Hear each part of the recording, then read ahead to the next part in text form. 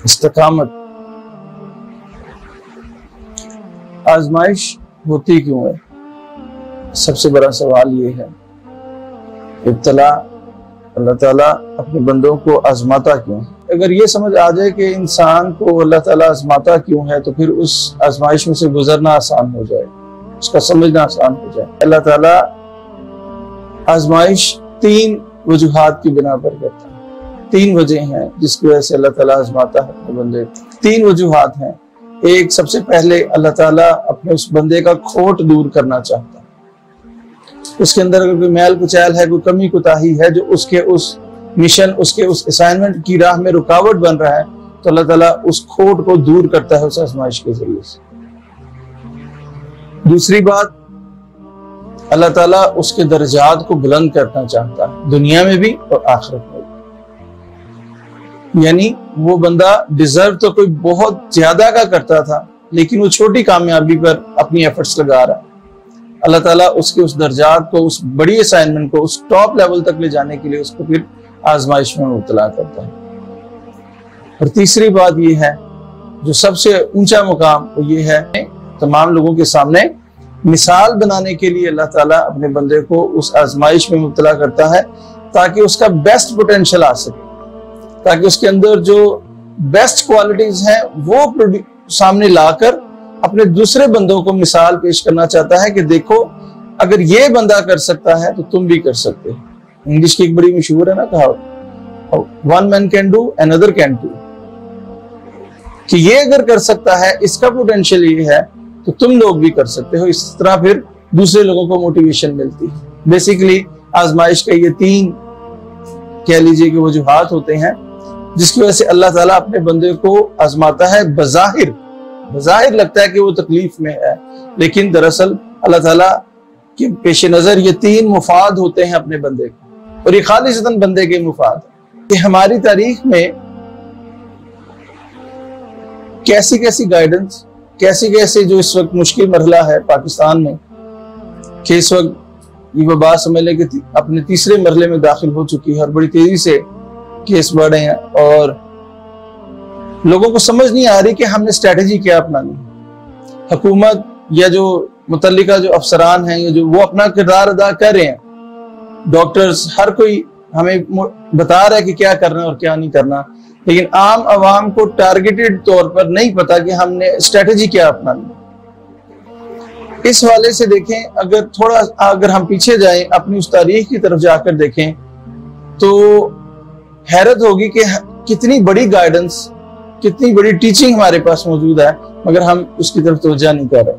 آج اسپیشلی صرف یہی مقصد ہے میری اس بات کا. 2 شخصیات جن میں آپ کو ذکر کروں گا, بہت ہی ہمارے لیے معتبر, عقیدت, احترام سب اپنی جگہ پر, لیکن وہ معتبر ہستیاں اسی دنیا میں زندگی گزار کر گئیں, وہ اسی دنیا کے اسباب اختیار کر کے گئے. ان کے دلوں میں بھی وہی دل دھڑکتا تھا جس طرح ہمارے دلوں میں, ہمارے سینوں میں دل دھڑکتا ہے. ان کی کیفیات بھی, ان کی فیلنگز بھی, ان کو بھی اسی طرح ہی دکھ ہوتا تھا جس طرح ہمیں دکھ ہوتا ہے جن کیفیات سے ہم گزرتے ہیں. ہم اس عقیدت, اکثر اوقات ایسا ہوتا ہے کہ ہم اس عقیدت اور اس احترام میں ان کا جو ریئل پوٹینشل تھا, جو کہ خالصتاً انہوں نے انسانی سطح پر رہ کر کیا, اس کو ہم بھول جاتے ہیں, اس کو ہم پیچھے لے جاتے ہیں, جس کی وجہ سے ہمارے عمل میں کوتاہی آ جاتی ہے, جس کی وجہ سے ہم اپنے عمل کو اس لیول پر نہیں, اپنے پوٹینشل کو اس لیول پر نہیں لا پاتے.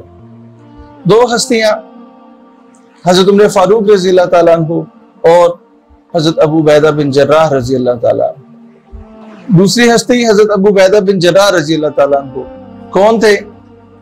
سب سے پہلے تو یہ جان لیں مختصراً, عشرہ مبشرہ کی صحابی. حضور صلی اللہ علیہ وسلم فرمایا کہ ہر امت میں کا ایک امین ہوتا ہے, اور میری امت کا امین ابو عبیدہ بن جراح رضی اللہ تعالیٰ عنہ امین الامت تھے. کون تھے؟ جنہوں نے بدر میں اپنے سگے باپ کو قتل کیا کیونکہ وہ مشرک تھا. کون تھے جن کے بارے میں حضرت عمر فاروق تعالیٰ عنہ فرمایا کرتے تھے کہ دنیا نے ہم میں سے ہر ایک کو بدل دیا, دنیا اگر نہیں بدل سکی تو ابو عبیدہ کو نہیں بدل سکی, اس پہ کوئی فرق نہیں آیا. ابو عبیدہ کون تھے؟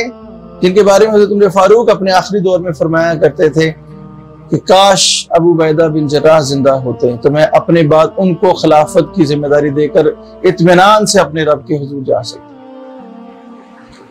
اس کا مطلب یہ ہوا کہ اگر ابو عبیدہ بن جراح رضی اللہ تعالیٰ عنہ حضرت عمر فاروق کے آخری وقت تک زندہ ہوتے تو شاید آج تاریخ، ہماری اسلامی تاریخ کا پیٹرن کچھ اور ہوتا، اس کی ترتیب شاید کچھ اور ہوتی۔ کون تھے ابو عبیدہ جن کے بارے میں حضرت عمر فرمایا کرتے تھے کہ میری خواہش یہ ہے کہ یہ دنیا ابو عبیدہ اور معاذ بن جبل جیسے لوگوں سے بھر جائے اور میں ان لوگوں سے دنیا کے اللہ کی مخلوق کے لیے کام لوں۔ وہ ابو عبیدہ بن جراح۔ دو ہی بڑی سے بڑی ذمہ داریاں ہو سکتی ہیں ہر انسان کے، جو بڑے سے بڑے مرتبے پہ بھی بیٹھا ہے اس وقت۔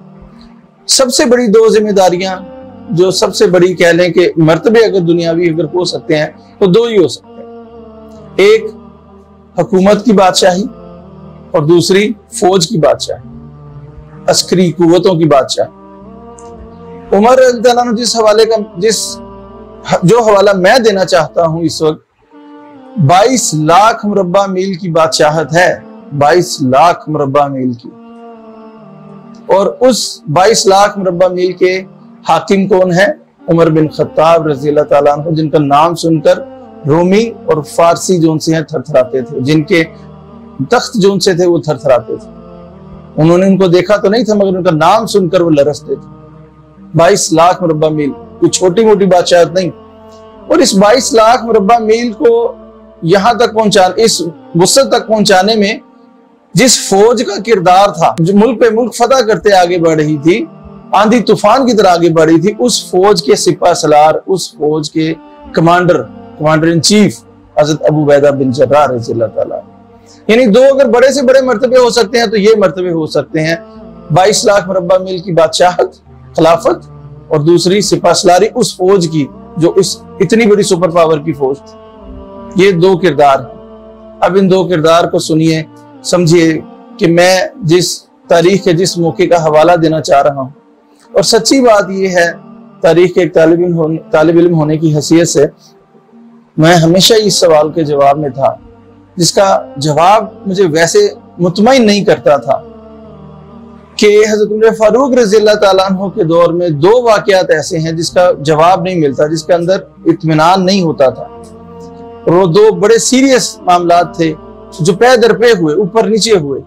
ایک یہ کہ حضرت عمر فاروق رضی اللہ عنہ کے دور میں قحط کا معاملہ ہوا، بہت شدید قحط پڑا، لوگوں کو فاقے آ گئے، لوگ مرنے لگ گئے بھوک سے، قحط سے، بارشیں نہیں ہو رہی تھی، اور وہ قحط کا وقت لمبا ہوتا چلا گیا۔ اس کی تفصیل میں تو نہیں جاؤں گا، لیکن صرف حوالہ دے رہا ہوں۔ اس قحط میں امیر المومنین، اس 22 لاکھ مربع میل کے بادشاہ کا کردار کیا تھا، اور اس کی سمجھ نہیں آتی تھی کہ روئے زمین پر سب سے خوبصورت ترین انسان، سب سے best of the best people, جن سے اللہ ہم سوچ بھی نہیں سکتے کہ کوئی ناراضگی ہو، جن سے ہم سوچ بھی نہیں سکتے کہ کوئی سزا ہو نعوذ باللہ، جن کے بارے میں سوچ بھی نہیں سکتے کوئی کھوٹ ہو، لیکن پھر بھی یہ معاملہ کیوں ہوا؟ اللہ کی اس مشیت کی سمجھ نہیں آتی تھی۔ اور ابھی وہ قحط ختم ہوا ہی تھا کہ اس فوج میں جس نے 22 لاکھ مربع میل کو فتح کرنے میں کلیدی کردار ادا کیا تھا، اس فوج میں ایک وبا پھوٹ گئی، طاعون کی وبا، جسے امواس کی وبا کہتے ہیں۔ یہ دو واقعات اسلامی تاریخ میں اوپر نیچے ہوئے، لیکن سمجھ نہیں آتی تھی کہ ان لوگوں پر یہ وبا اور یہ آزمائش آئی جو اللہ کی نظر میں بہترین پیپل تھے، بہترین لوگ تھے، بہترین بندے تھے، جن کا سرٹیفکیٹ خود اللہ تعالیٰ قرآن میں نازل کر چکا تھا کہ میں ان سے راضی ہوں اور یہ مجھ سے راضی ہوں۔ ان لوگوں کے اوپر ایسی آزمائش، اس بات کا جواب مجھے نہیں ملتا تھا، اندر اطمینان نہیں ہوتا تھا۔ اللہ کی مشیت تھی، جو بھی تھی، خیر تھی، حق تھی، مگر اس کی سیٹسفیکشن کنونس نہیں ہوتا تھا میں۔ لیکن سچ پوچھئے، یہ کرونا نے بتایا مجھے کہ یہ دو واقعات کیوں ہوئے۔ یہ دو واقعات کرنے کا اللہ تعالیٰ کا بیسیکلی مقصد کیا تھا؟ یہ دو واقعات جو ان سے ہیں، دو آزمائشیں ہیں، بیسیکلی یہ بہت بڑی ٹیچنگ ہے، بہت بڑی مثال ہے اس حوالے سے کہ یہاں پر حکمرانوں کا، ذمہ داران کا اور عوام کا، ان کا کہہ لیں کہ ان کا طرز عمل کیا ہونا چاہیے۔ اب शुरू में मैंने जो आपके सामने आयत पढ़ी और शुरू में मैंने जो आपके सामने बात रखी कि अल्लाह ताला आजमाता क्यों है, उसको लिंक कीजिए अब इस बात के साथ। अल्लाह ताला 3 वजहों से आजमाता है। खोट दूर करना हो अगर अपने बंदों का, मिलावट, जिस तरह आप देखते हैं ना सोने की खोट होती है तो उसको दिखाया जाता है और उसमें से खोट निकल कर अलहदा हो जाता है और खालिस सोना रह जाता है। दूसरी बात, अल्लाह ताला दर्जात को बुलंद करना चाहता है। और तीसरी बात, मिसाल बनाने के लिए, उनका बेस्ट पोटेंशियल सामने लाने के लिए लोगों का, अल्लाह ताला अपने उन बेस्ट लोगों को सामने लेकर आता है।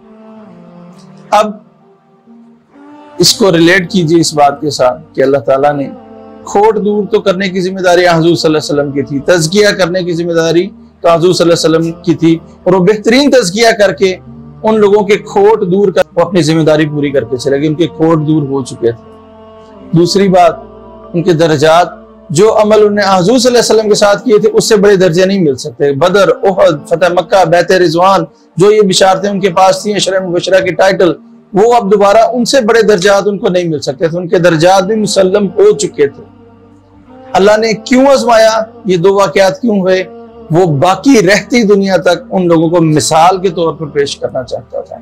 ये देखो, ये है मेरे बंदे, इन जैसा अमल करना, इन जैसा बेस्ट पोटेंशियल देना है तुमने, ये अगर कर सकते हैं तो तुम भी कर सकते हो। ये अल्लाह ताला की बेस्ट, ये अल्लाह ताला की मशीयत थी, ये अल्लाह ताला की स्ट्रेटेजी थी वो इन लोगों के जरिए से। और ये सोचिए कि अल्लाह की वो मशीयत, अल्लाह का वो जो अल्लाह ने जो समझ लीजिए कि जो इरादा किया था, जो प्लान किया था, वो कितना बड़ा और कितनी अहमियत का हामिल होगा कि अल्लाह ताला ने अपने इन लोगों को चुना, जो हर आजमाइश से, हर भट्टी से गुजर चुके थे, जो साबित कर चुके थे कि वो अल्लाह के चुने हुए लोग हैं। इसलिए अल्लाह ताला ने इस बड़े प्रोग्राम के लिए अपने इन बंदों को चुना। और वो क्या था, एक कहत का मैं हवाला आपको दे चुका हूं, और उसमें हजरत उमर फारूक रज़ियल्लाहु अन्हु का किरदार, उसका पीक अगर देखना है तो ये कहत का दौर देखें, जिसमें वो उन्होंने अपने ऊपर हर चीज को हराम कर लिया था। कहत और वबा, आज पाकिस्तान में भी देखिए यही 2 चीजें इस वक्त सबसे बड़ा मसला है, कहत और वबा। भूख से परेशान है, लोगों को खाने, लोगों के काम बंद हो चुके हैं, इस वक्त लोगों के पास खाने को रोटी नहीं, गरीब तबका खुसूसन बहुत मुतासिर है। तो कहत, और दूसरी तरफ ये कोरोना की वबा। हज़रत उमर फारूक रज़ियल्लाहु ताला अन्हु, उन्होंने एक अमीर का, एक सरबराह का किरदार क्या होना चाहिए कि हज़रत उमर फारूक इन सब चीजों को अपने ऊपर हराम कर दिया था। सुर्ख सफेद रंगत के मालिक थे, मगर इस कहत की वजह से उनका रंग स्याह पड़ चुका था। अपने पेट को मुखातिब करके कहते, तू जितना मर्जी मुझे तंग कर ले, तुझे उस वक्त तक कोई चीज नहीं मिलेगी जब तक आम लोगों को, अवाम को जब तक नहीं मिलेगी। उनके साथी कहते हैं कि हमें डर था कि अगर ये कहत मजीद लंबा हो गया हम इनसे महरूम हो जाएंगे, क्योंकि उस गम में इतने घुले जा रहे थे कि उनकी सेहत बहुत तेजी से गिर रही थी। कहत के दिनों में हज़रत उमर फारूक रज़ियल्लाहु ताला अन्हु की मिसाल। और दूसरी तरफ जो बात है, जो सबसे बड़ा मसला है पूरी दुनिया का, वो है इस वबा के हवाले से। हज़रत अबू उबैदा बिन जर्राह रज़ियल्लाहु ताला अन्हु तकरीबन कमोबेश 40,000 की फौज के साथ शाम के एक इलाके में पड़ाव डाले हुए थे, और अमवास एक जगह का नाम है जो फलस्तीन और शाम की सरहदों के दरमियान है। वहां से एक वबा फूटी ताउन की, और देखते ही देखते उस वबा ने बहुत बड़े इलाके को अपने लपेट में ले लिया। इस्लामी फौजें वहां पर मौजूद थीं जो 40,000 के करीब थीं, जो फौजी थे, और जहां पर उस फौज ने पड़ाव डाला हुआ था, बिल आखिर वो वबा वहां तक भी पहुंच गई। इस तरफ तवज्जो कीजिए, 40,000 का लश्कर है, और आपको जानकर हैरत होगी कि 40,000 में से, या उनकी उस पूरी फैमिली में से, मुसलमानों की पूरी फैमिलीज में से जितनी भी तादाद थी, 25,000 मुसलमान उस ताउन वबा का शिकार हो गए। 25,000, 23,000 से 25,000, 25,000 मुसलमान वहां पर उस ताउन की वजह से फौत हो जाते हैं, शहीद हो जाते हैं। कोई उस वबा को फैलने का जिम्मेदार नहीं बना, कोई उस पैनिक में, उस खौफ में अपनी जगह से निकलकर अपने घरों को वापस नहीं आया। वो वबा इतने वसी पैमाने पर फैली मगर शाम से बाहर ना आ सकी। आखिर कौन सी टीचिंग थी? ये मेरी आज बात करने का बुनियादी मौजू है। उस वबा में, आगे सुनिए, बड़ी बड़ी कीमती शख्सियात को उस वबा ने निगल ली। उस वबा का शिकार बहुत ही कीमती लोग थे, उस वबा में हजरत अबू उबैदा बिन जर्राह रजी अल्लाह ताला अन्हु शहीद हुए। हजरत मुआज़ बिन जबल रजी अल्लाह ताला अन्हु जैसे सहाबी जो उनसे हैं वो शहीद हुए। हजरत हारिस बिन हिशाम रजी अल्लाह ताला अन्हु, शुरैजेल बिन हसना, यजीद बिन सुफियान जैसा अजीम कमांडर जो उनसे थे, ये सब अजीम लोग और इन्हीं जैसे मर्तबों के लोग इस वबा में शहीद हुए। हजरत अबू उबैदा बिन जर्राह की फैमिली, हजरत मुआज़ बिन जबल की फैमिली, उनके बेटे वो भी इस वबा में शहीद हुए। ये नहीं कि सिर्फ उन्होंने अपनी अकेली जाने उन्होंने कुर्बान की। हजरत हारिस बिन हिशाम के 70 से ज्यादा लोग वहां पर उस वक्त आबाद मौजूद थे, उनके साथ थे। 70 में से सिर्फ 4 लोग सिर्फ बाकी बचे, बाकी सब इस वबा का शिकार हुए। हजरत खालिद बिन वलीद के खानदान में से कई लोग इस वबा का शिकार हुए। आखिर उनकी कुर्बानी का कोई मकसद था। ये वबा दुनिया के बेहतरीन लोगों पर आई। सोचिए इसका कितना बड़ा मकसद होगा। सोचिए अल्लाह की मशीयत जो अल्लाह ने प्रोग्राम किया उसकी अहमियत कितनी ज्यादा होगी कि अल्लाह ने अपने बेहतरीन लोगों पर ये आजमाइश नाजिल की। जब ये वबा शुरू हुई तो हजरत उमर फारूक रज़ियल्लाहु शाम का दौरा वो आगाज उसका कर चुके थे, लेकिन जब वो बिल्कुल सरहदी एक इलाका है, वहां सरा नाम है उसका, जब वहां पर पहुंचे तो उनको पता चला कि आगे अगले इलाकों में वबा फैल चुकी है। इसलिए कुछ सहाबा की राय थी कि अब आपको वापस जाना चाहिए और कुछ सहाबा की थी कि नहीं, हमें अल्लाह की मशीयत पर आगे बढ़ना चाहिए। अब यहाँ पे देखिए टीचिंग देखिए, मैं एक एक बात पे बार बार एम्फेसिस कर रहा हूँ कि देखिए हमारे लिए टीचिंग क्या है, गाइडेंस क्या है। हजरत उमर फारूक की अपनी राय भी यही थी कि अब मुझे आगे नहीं जाना चाहिए, वापस लौटना चाहिए।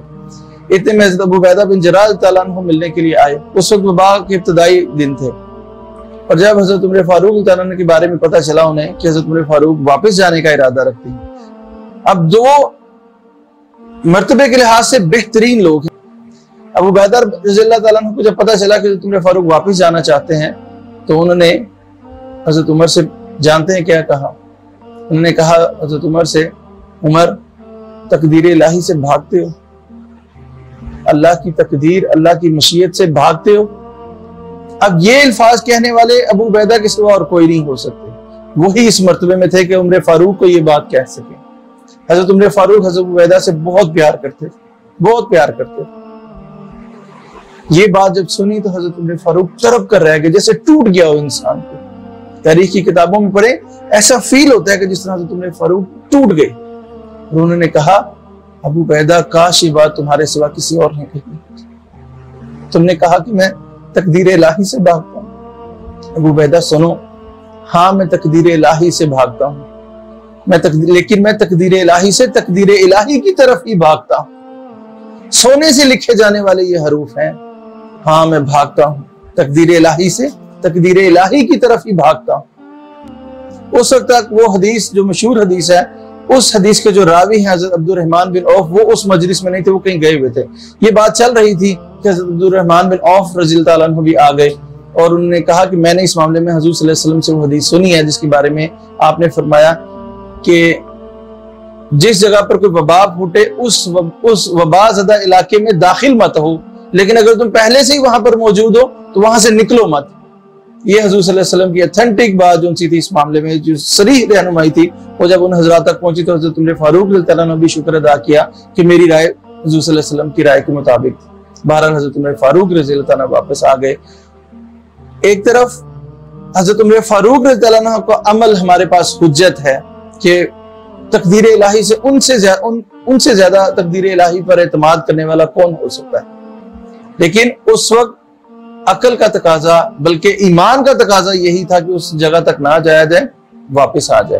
और उन्होंने कहा, हाँ मैं तकदीर इलाही से तकदीर इलाही की तरफ ही भागता हूँ। यानी क्या मतलब इस बात कि अगर आज उस आफत ज़दा इलाके से मैं निकल रहा हूं तो क्या मौत से बच जाऊंगा? अल्लाह की तकदीर तो हर वक्त ऊपर है, वो तो हर वक्त हमारे ऊपर छाई हुई है। बहरहाल हजरत उमर फारूक रज़ियल्लाहु अन्हु वापस आ गए। अब देखिए एक हस्ती का किरदार, उनको अपनी जिम्मेदारियों का एहसास था और उन्होंने क्या तर्ज अमल इख्तियार किया। अब आइए दूसरी हस्ती की तरफ। जब हजरत उमर फारूक वापस आ गए, उनको पता चला कि वबा बहुत ज्यादा फैल रही है और उन इलाकों तक भी पहुंच गए जहां पर मुसलमानों का लश्कर खैमाजन था। और हजरत, मैंने जैसे पहले कहा कि हजरत उमर अबू उबैदा को बहुत प्यार करते थे। उन्होंने उसी वक्त हजरत अबू उबैदा को खत लिखा कि अबू उबैदा बिन जर्राह, आपको अमीरुल मोमिनीन उमर बिन खत्ताब हुक्म देते हैं कि मुझे आपसे काम है, آپ فوراً مدینہ پہنچیے، مجھے آپ سے ایک بہت ہی ضروری نوعیت کا کام ہے، فوراً آئیں۔ اور انہوں نے تاکید کے طور پر یہ لکھا، ایسے فوراً آئیں، اس طرح کے خط کو پڑھنے کے بعد رکھنے سے پہلے، اس خط کو رکھنے سے پہلے آپ اپنی سفر کی تیاریاں کر چکے ہیں، فوراً پہنچیے۔ حضرت ابو عبیدہ بن جراح سمجھ گئے کہ یہ حضرت عمر فاروق کو مجھ سے کیا کام ہے، وہ سمجھ گئے کہ وہ مجھے اس جگہ سے نکالنا چاہتے ہیں، مجھے بچانا چاہتے ہیں۔ یہ واحد موقع تھا۔ ابو عبیدہ بن جراح نے کہا، انہوں نے جواب میں لکھا، امیر المومنین میں سمجھ گیا ہوں کہ آپ کو مجھ سے کیا کام۔ ان کے الفاظ سنیے، ان کے اندر کے جو سینے کے جو دل تھے، جو ان کی کیفیات تھی، وہ کتنی مبارک تھی، وہ کتنی پیور تھی۔ انہوں نے کہا، امیر المومنین میں سمجھ گیا ہوں آپ کو مجھ سے کیا کام ہے، لیکن آپ اس شخص کو بچانا چاہتے ہیں جو بچنے والا نہیں، آپ اس شخص کو باقی رکھنا چاہتے ہیں جو باقی رہے گا نہیں۔ اب ان کے الفاظ سنیے، یہ میں کوئی اپنی طرف سے نہیں بیان کر رہا، تاریخ کے ہر حوالے میں حضرت عمر فاروق اور حضرت ابو عبیدہ کا جواب یہ رقم ہے، ہر مورخ نے اس کو لکھا ہے، آپ کسی کو بھی پڑھ لیں، البدایہ والنہایہ، تبری کو پڑھ لیجئے، جو السلابی ہیں، محمد حسین ہیکل ہیں، شبلی نعمانی، ان سب کو پڑھ لیجئے، ان سب نے بلا مبالغہ ان ساری باتوں کا ذکر کیا۔ یعنی یہ کوئی میں آپ کو کوئی متنازع چیز نہیں بیان کر رہا۔ حضرت ابو عبیدہ بن جراح نے کہا کہ آپ اس شخص کو بچانا چاہتے ہیں جو بچنے والا نہیں، میں آپ کے حکم ماننے سے معذرت کرتا ہوں، میں اپنی فوجوں کو چھوڑ کر نہیں آ سکتا، اپنے ان سپاہیوں کو چھوڑ کر نہیں آ سکتا، ان حالات کا مجھے اپنی فوج میں اپنے سپاہیوں کے درمیان رہنے دیجیے۔ جب حضرت عمر فاروق رضی اللہ عنہ کو یہ جواب ملا، حضرت عمر فاروق رونے لگے۔ لوگوں نے پوچھا کہ کیا ابو عبیدہ بن جراح انتقال کر گئے؟ حضرت عمر نے کہا، ہاں یہی سمجھو۔ اور اس کے بعد حضرت ابو عبیدہ بن جراح رضی اللہ تعالیٰ عنہ نے کیا کہا؟ انہوں نے اللہ سے دعا کی کہ اللہ ابو عبیدہ کو اور اس کے خاندان کو اس وبا کا حصہ عطا فرما، یہ میرے نبی کی بشارت ہے، اس میں سے مجھے بھی اور میری اولاد کو بھی حصہ عطا فرما۔ حضرت عمر فاروق نے جیسے ہی جواب ملا، انہوں نے فوراً اس خط کا بھی حوالہ ہر مورخ نے دیا ہے، اس کو بھی نوٹ کریں۔ فوراً ان کو پتہ چل گیا کہ ابو عبیدہ نہیں آئیں گے، تو انہوں نے کیا کہا، فوراً جواب لکھا کہ اچھا تم ایسا کرو کہ تم لوگ نشیب کے علاقے میں ہو، نچلے علاقے میں ہو، تم کسی اوپر کسی پہاڑی علاقوں میں یا کسی جنگلوں میں اوپر نکلو، بلند مقام پر نکلو اور اپنے آپ کو علیحدہ کر لو، اپنے آپ کو پھیلا دو، تم لوگ بالکل نچلی جگہ پہ ہو، اس لیے اس وبا کی چانسز زیادہ ہیں متاثر ہونے سے، لہٰذا تم لوگ کسی اوپر کی جگہ پہ آؤ اور اپنے آپ کو بکھیر دو، انتظام کرو فوراً۔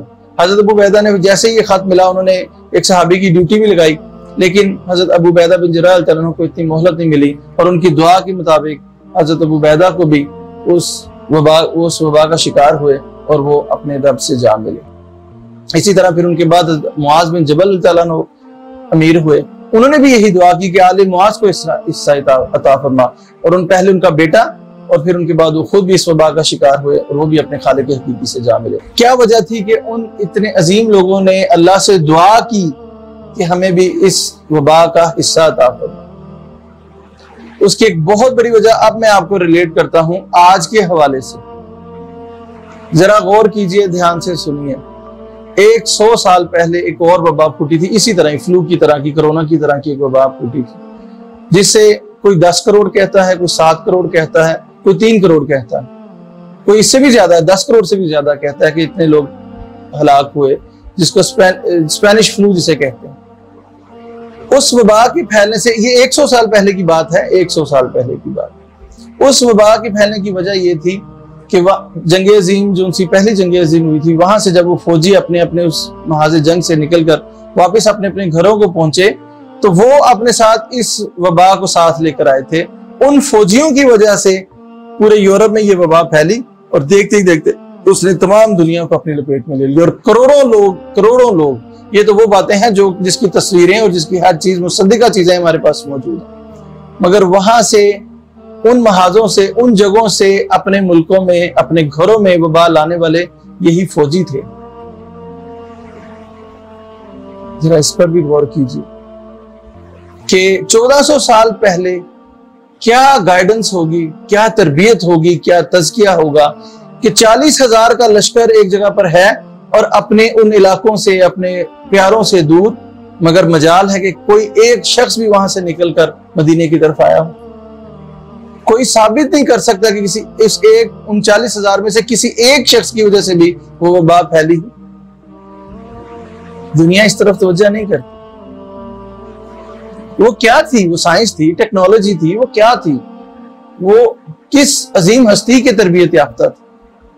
ان کو ایسی ٹیچنگ کہاں سے ملی کہ 100 سال پہلے ان فوجیوں کی طرف سے لایا ہوا وہ جراثیم، وہ وائرس پوری دنیا میں پھیلا اور کروڑوں لوگوں کی ہلاکت کا سبب بنا. وہ 40,000 کا لشکر اس میں سے 25,000 اس کا شکار ہو جاتے ہیں، قربان ہو جاتے ہیں، لیکن وہ کسی دوسرے کو تکلیف یا کسی دوسرے کو اذیت دینے کے موجب نہیں بنتے. یہ تھی وہ وجہ جس کی وجہ سے عبیدہ بن جراح نے مانگا. دراصل وہ اس 40,000 کے لشکر میں اپنے ان فوجیوں کا، ان سپاہیوں کا مورائل ہائی رکھنا چاہتے تھے. آج ہم وبا کی اس خوف سے، اس بے چینی سے بخوبی آگاہ ہیں. سوچئے یہی معاملہ ان کے ساتھ بھی تو تھا جب وہ اپنے گھروں سے دور تھے، اپنے بال بچوں سے دور تھے، اور ان کو پتا تھا کہ اگر ہم اپنے گھروں میں چلے گئے تو ہم محفوظ ہو جائیں گے، اس وبا زدہ علاقے کو ہم چھوڑ کے محفوظ ہو جائیں گے. مگر ان لوگوں کا، اپنے ان سپاہیوں کا مورائل ہائی رکھنے کے لیے حضرت ابو عبیدہ بن جراح نے خود قربانی دی، حضرت معاذ بن جبل نے خود قربانی دی. تھی جس کی وجہ سے کوئی سپاہی اپنی جگہ سے نہیں گیا، کسی سپاہی نے اپنی جگہ نہیں چھوڑی. یہ ہمارے لیے ٹیچنگ تھی. یہ اللہ تعالیٰ کا وہ عظیم پلان تھا جس کی وجہ سے میں بتانا چاہتا تھا کہ ایسے حالات ہوں اگر تو ہم لوگوں نے کیا کرنا ہے. اور پھر حضرت عمر بن عاص رضی اللہ تعالیٰ عنہ وہ امیر بنے، اور انہوں نے حضرت عمر فاروق کی ہدایات پر عمل کیا، اور انہوں نے کہا کہ یہ بیماری آگ کی طرح پھیلتی ہے، اس لیے بہتر ہے کہ ہم سب بکھر جائیں. حضرت عمر فاروق ہدایات دے چکے تھے. انہوں نے اپنے سارے لشکر کو، بچے ہوئے لشکر کو پہاڑیوں پر، جنگلوں پر انہوں نے بکھیر دیا. ہر شخص کو بکھیر دیا اور ایک اوپر بلند مقام پر چلے گئے، اور ہر شخص بالکل علیحدہ علیحدہ ہو گیا، بکھر گیا. دوسرے لفظوں میں آئسولیٹ ہو گیا، دوسرے لفظوں میں کرنٹائن اس نے کر لیا. آج ان لفظوں کی ہم معنی بڑی اچھی طرح سمجھ سکتے ہیں، لیکن 1400 سال پہلے سے ہمیں ٹیچنگ مل رہی ہے کہ کوارنٹائن کرنا کیا ہے، آئسولیٹ کرنا کیا ہے. اس معاملے میں انہوں نے اپنی باقی فوج کو بکھیر دیا، آئسولیٹ کر دیا، اور پھر آہستہ آہستہ پھر وہ وبا ٹلنے لگی اور پھر بالکل ختم ہو گئی. یہ ہے وہ سب سے بڑا اللہ تعالیٰ کا پروگرام جس کے لیے اللہ تعالیٰ نے اپنے بہترین لوگوں کو چنا. یہ کوئی آج کی سائنس نہیں کہہ رہی ہمیں، یہ آج کا علم نہیں کہہ رہا، 1400 سال پہلے کا ہماری ان عظیم ہستیوں کا طرز عمل کہہ رہا ہے. کوارنٹائن کر دو، آئسولیٹ کر دو اپنے آپ. اب مجھے بتائیے، کیا یہ ان کی ساری قربانیاں کیا یہ عبث ہیں؟ کیا وہ ضائع جائیں گی؟ اس طرف کیا ہم سوچتے ہیں کہ ہم کتنے امیر ہیں، ہم کتنے خوش نصیب ہیں کہ ہمارے پاس ایسے ایسے خزانے موجود ہیں، اور وہ جن کے پاس کچھ نہیں، نہ تاریخ، نہ محبت، نہ احترام، وہ کتنے غریب ہیں. یہ ساری قربانیاں کیا آج جب ہم دیکھتے ہیں کہ لوگ مذاق اڑاتے ہیں اس بات کا، جب وہ ان چیزوں کو سیریسلی نہیں لے رہے، اور کس طرح پھیل رہا ہے یہ معاملہ، اور ان ملکوں کی مثالیں ہمارے سامنے موجود ہیں، اور سب سے بڑی بات ہماری تاریخ کی مثال ہمارے سامنے موجود ہے. ابو عبیدہ بن جراح رضی اللہ عنہ کوئی عام انسان نہیں تھے، سپہ سالار تھے، سپہ سالار. ان کی کتنی اہم ذمہ داریاں تھیں، مگر اللہ نے ان کو اس مقصد کے لیے پسند کیا، چنا. حضرت معاذ بن جبل جن کی مبارک قبر سے آج بھی خوشبو آتی ہے، وہ کتنے اہم تھے، کمانڈر تھے، مگر اللہ نے ان کو اس مقصد کے لیے چنا کہ ہم لوگوں کو بتایا جائے کہ یہ کتنا اہم معاملہ ہے اور اس میں ہمارے پاس کیا ٹیچنگ ہونی چاہیے. 1400 سال پہلے اتنی بڑی وبا پھیلی، اور اس وقت کے حالات کے مطابق وہ اس شام کے ایریے سے باہر نہیں جا سکی. یہ ان لوگوں کی کتنی بڑی قربانیاں تھیں. مکہ مدینہ تک، ان کے اپنے گھروں تک یہ وبا نہیں پھیلی، جبکہ 100 سال پہلے کی مثال میں آپ کو دے چکا ہوں کہ انہوں نے کس طرح تباہی مچا دی ان فوجیوں کی وجہ سے جو اس محاذ جنگ سے اپنے گھروں تک اس وبا کو لے کر آئے. ہمیں اپنے آپ کو ریویو کرنا چاہیے. یہ اللہ تعالیٰ کی طرف سے ایک بہت بڑی پلاننگ